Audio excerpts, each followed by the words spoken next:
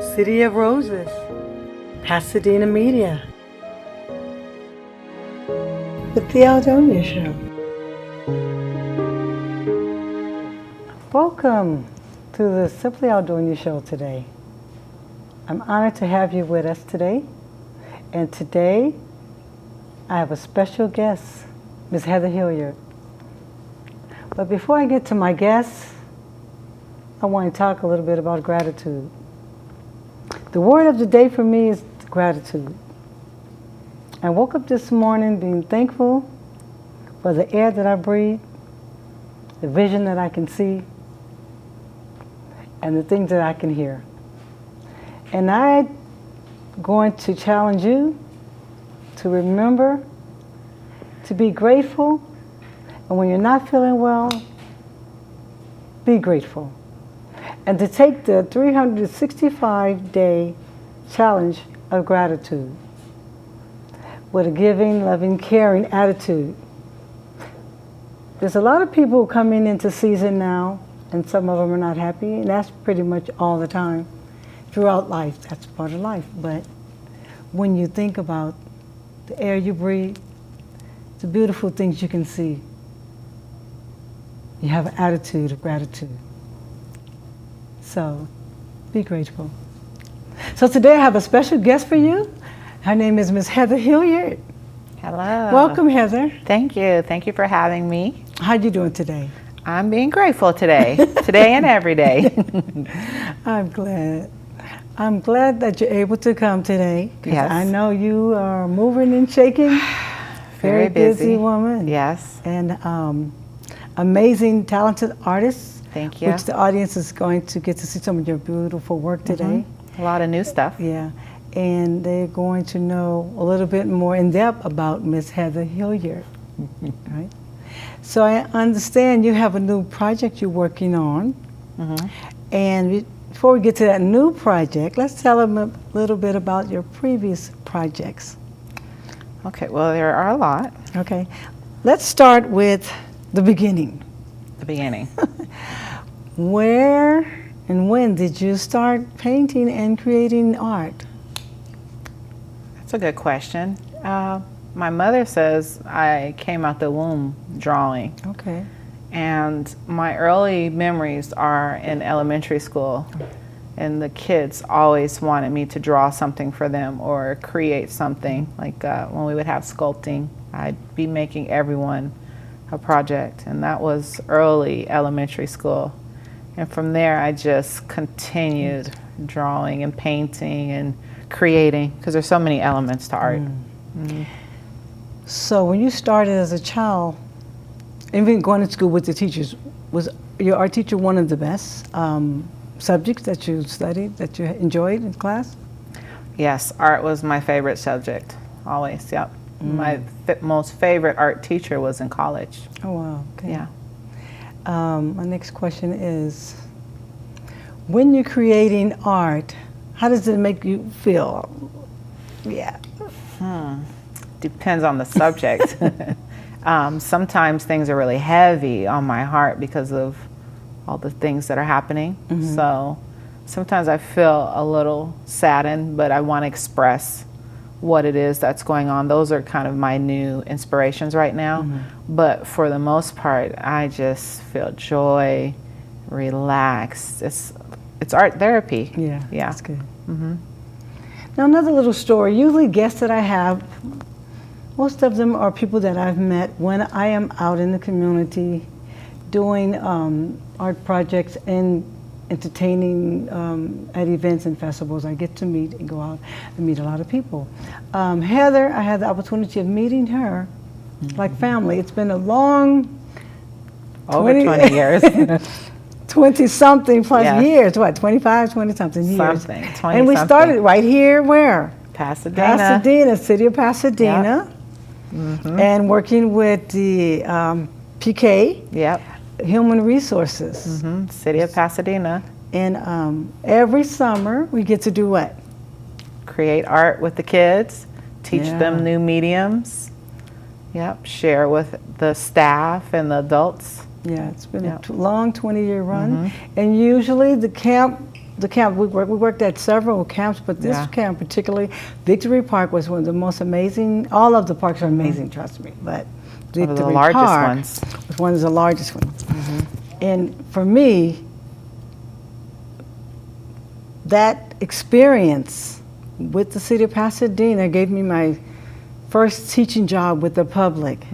And you know, I was actually a little bit fearful about working and teaching because I hadn't really taught that many children. Right. I come from a large family, so I have a lot of siblings, and then I'm always teaching and sharing anyway. But we had 150. Yeah, I was going to say 30. 150 to 130, you know, students every summer, summer camp. And so we were asked to create our lesson plan. Yes. So every summer we come up with a different theme and create a whole new lesson plan. For how long did you do that? How many years? I think in the beginning I did it maybe 10 years, and I took a break from them and came back 5 years later. Yeah.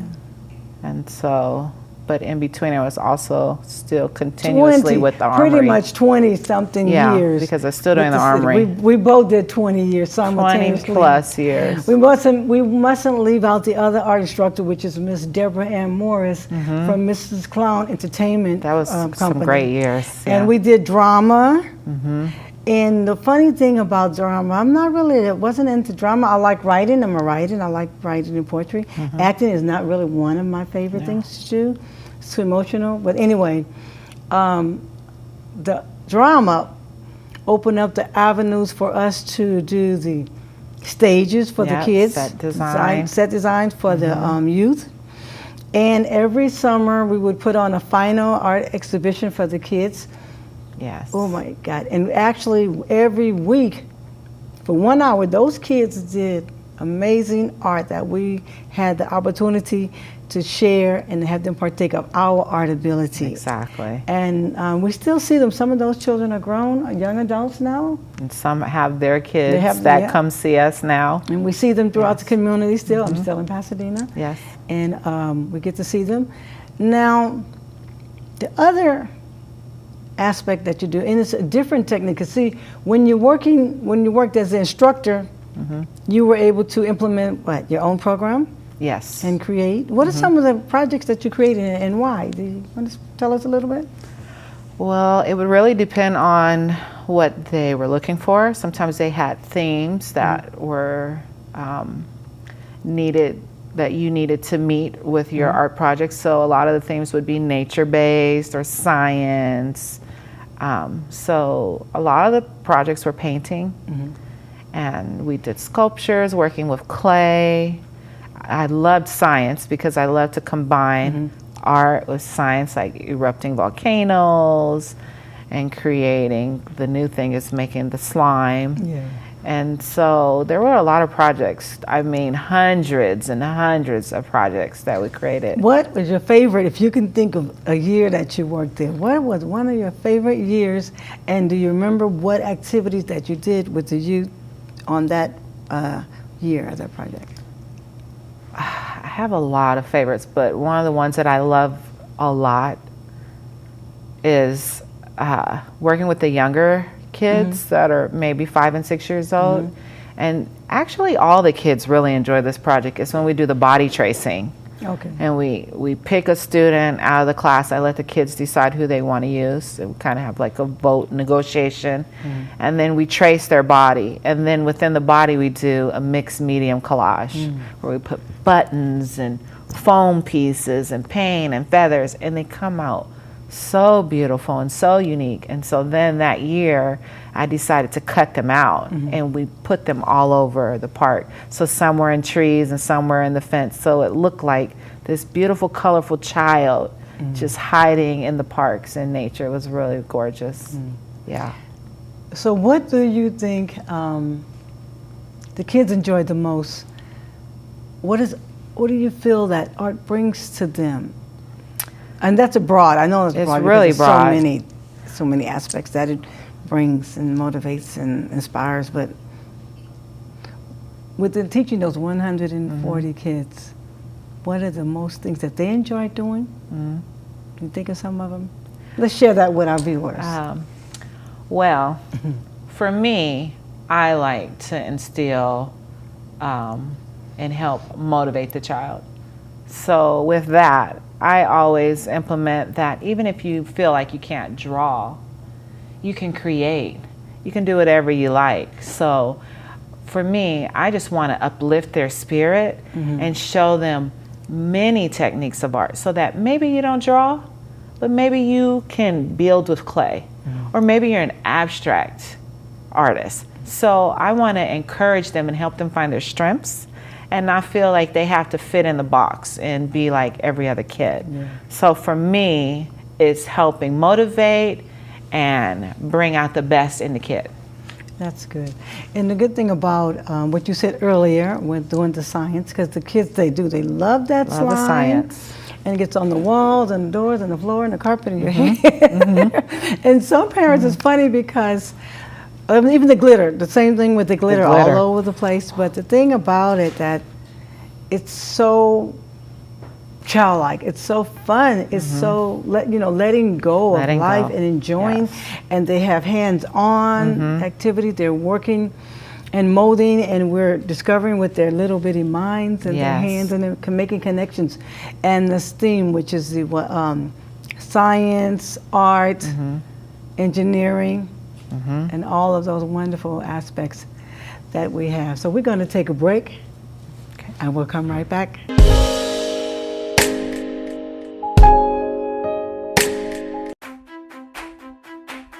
One thing you'll see in every society in the globe is music. It's part of what it means to be a human being. You watch these kids, you can just sense this incredible joy and feeling of accomplishment. You just can't imagine that school was at one time silent without any music. When I sing, it makes me feel happy. Every trouble I have, it just brushes away. Music lets me express myself. My life would be really boring without music. It's like, wow, we did that?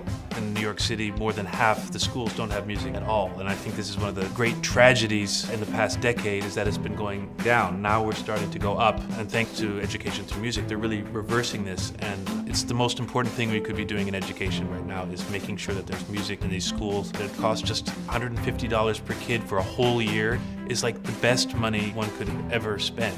It's changing these kids' lives and making them better people. It's going to make our city a better place.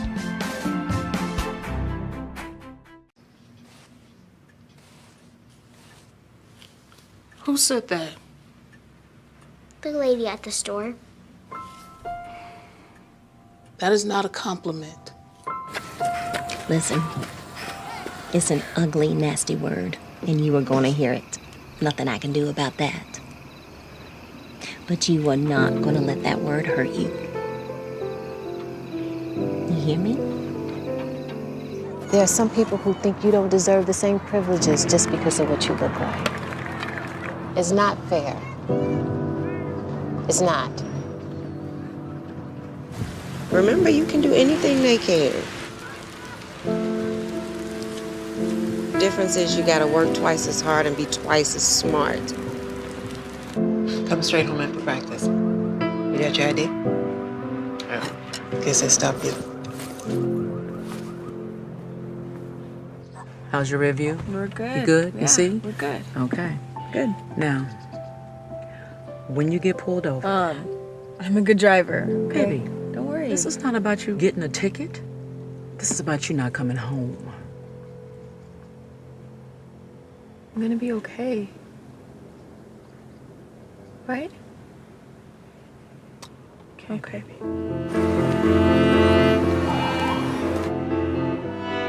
It's not fair. But you keep showing up. You are not pretty for a black girl. You are beautiful, period. Okay? Don't ever forget that.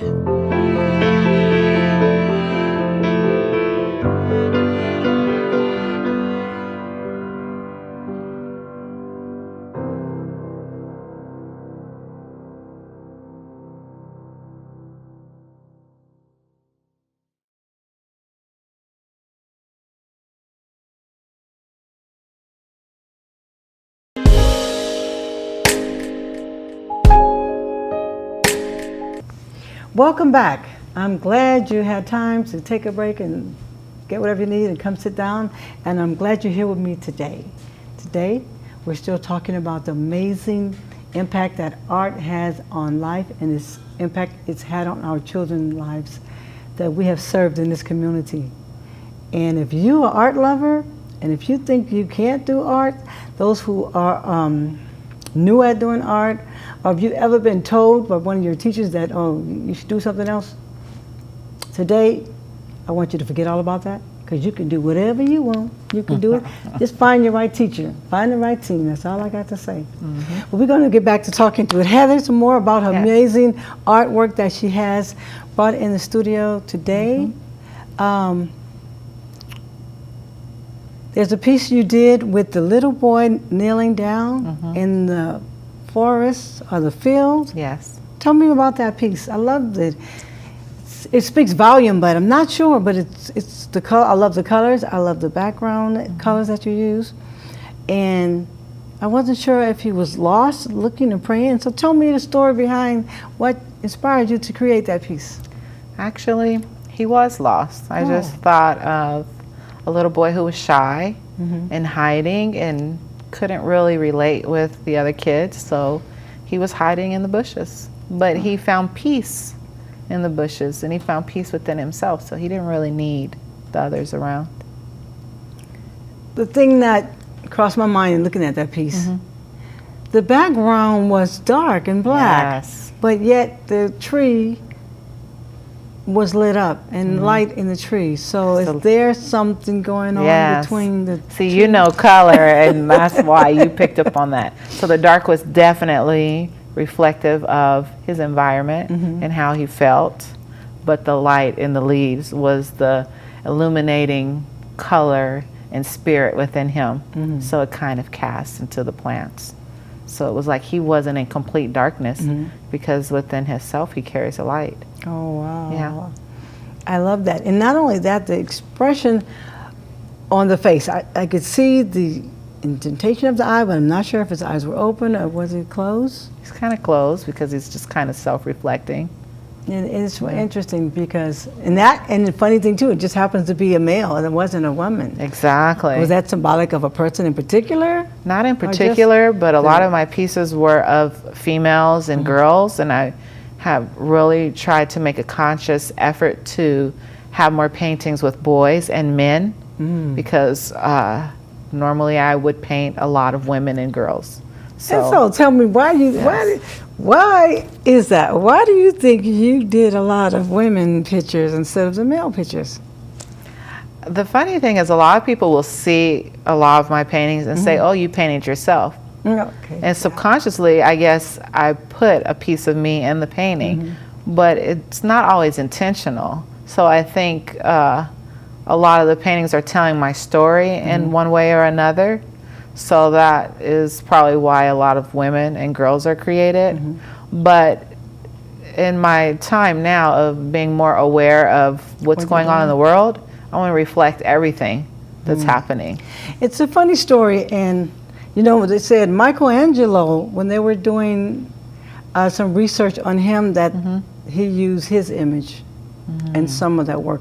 But when you think about it, a lot of artists, you paint what you know best, which is self, know thyself. And the memories and the images that you see are of self. So a lot of times you will see different and different references in that art piece. If you're doing a, I find out when I'm doing a piece that's in memory and just making it up, it has some of my characteristics in it. Right. If I'm painting a picture or you give me from a photo and I'm going to sketch, that photo is totally different. Exactly. But I still might have some features smaller or larger, still based on my familiarity. Exactly. And that's important, because when I started out, I had the same thing, I'm not gonna say problem, same situation. Yes. It's not a problem because it's growth and development. Yes. But I was putting one person in each painting, and I kept wondering why, and I'm like, I still didn't know why. Yeah. But now, 20 years forward, I realized that it was part of a story I was telling. Yes. And it was mainly finding self, searching for self. And that's really important. Now, I did do some from photographs and people. And you know, another problem was too, it's hard to find models. Yeah. Do you have a problem finding models? Because family don't want to sit down with you. Well, I kind of make family pose for me. Yeah. They're not always thrilled, but I'll tell them, just for a minute. And I may not even be painting. Like, for instance, if I ask one of the kids to pose, I may not even be painting a child. I may still be painting an adult. Yeah. But I just want to see the flow of the body and the positioning of the arms or the turn of the foot. So I just need a live model, yeah. versus a photograph. And they don't understand how amazing and the wonderful feeling in what you're doing, that journey of creation, because, you know, I don't know why they don't, I really don't, but to each his own. But a lot of times I have to use magazines. Yeah. And good thing I enjoyed photography and looking at pictures. So I'd go to the magazine, find a model from there, and change the model and get them sitting down or whatever position. Right. Because I'm trying to tell a story with this art piece. Right. And sometimes we just we just do it just because it's an exercise. It's just it's a study of class. And then even with painting or drawing, what you draw from memory is not necessarily what's there, so it's better to have the reference so that you can look at it. And that's what I teach the kids too. Like in my classes, they want to assume, oh, let me just draw this tree. No, I want you to actually look at a tree. Look at the pattern of the leaves. Look at the way the branches are branching out from the trunk of the tree. Don't just go from memory. Right, because when you look at an apple, everybody knows the apple is round and has a stem generally in the leaf, but when you really look at that apple, it's not all round. They're in different shapes and sizes. So let's talk to me about the piece behind you. It says, police line, do not cross. So you know that. Yes. Yeah. That one has spoke volumes to me. It's in reflection of what's happening right now with Black Lives Matter. And I wanted to paint a piece that is reflective of Black Lives Matter, but not hard in your face, but enough that you get the message. So my paintings, I noticed that people will walk up and say, oh, that's nice, and it'll take a moment or two to really realize what's going on. That piece for me is about a mother who's lost her child, and it could be for any reason. It could be gang related, or wrong place at the wrong time, or police. But we are losing so many of our children, boys, girls, family members. So that piece is the mother pleading out to God or whoever you believe in, saying, why my baby? Why my baby? And so, and I painted this piece, and that's her other child who is also affected, because we forget it's not just the mother who's affected, it is the entire family that is affected. So now, how does the death of that family member change the younger sibling? You know, now what direction is he now going to turn? Is it going to be a positive one, a negative? So it's like we have so many levels in Black Lives Matter and us having senseless deaths. So that painting of acrylic was so passionate. I painted that in 2 days because I was just so engrossed with it, day and night working on it, and wanted to tell the story. And you know, that's a story that needs to be told. And I don't think we need to ever stop telling that story until they understand the equality and the injustices that are done to African American men. Yes. And through art, we get a chance to express ourselves and free ourselves, and to actually put images in your face to understand that there needs to be a change. Yes. Because this is human lives and real people we're dealing with. And they need their fathers, and they have so many amazing gifts. Yes. that they're bringing, that when you take a child's life, you take away from them. And there's so many different avenues, and I think the insensitivity that you have about another human being because of the color of their skin or who they are. Yes. It needs to stop in all races, all across the board. I think we all should look inside ourselves and start thinking about that. It's something I think about all the time. Yeah. Not only because I have sons. If I didn't have sons, I'd think about it because Exactly. I come from a man. Yes. I come from an African American father. And not only that, when you know who you are, I come from many other different cultures also, but I'm aware of my subcultures. I'm aware they're all one race, human race, and we get to, as artists, to create and keep on, and hopefully we can change somebody's life with some of our amazing piece and that we instill in others. Yes. So where can we see some more of your art? Well, I am in Fine Art America. Okay, Fine Art You America. can look for Heather Heather Hilliard-Bonds on Fine Art America. I've been in quite a few art shows. Was really excited to be at the San Bernardino County Museum. Okay. With you. Yeah. And you can look for me on Facebook. I have Instagram. My email is heatherheather@sbcglobal.net. So look me up, Heather Hilliard-Bonds. And she does what? Sculpting, doll making. Yes. Beautiful dolls. These hand-painted gourds, you know, all every aspect. Yes. So thank you for coming today. I think we had a great time talking about art, and we'll be back again sharing some more of your talent on the next show. Thank Love you. Thank you. Oh.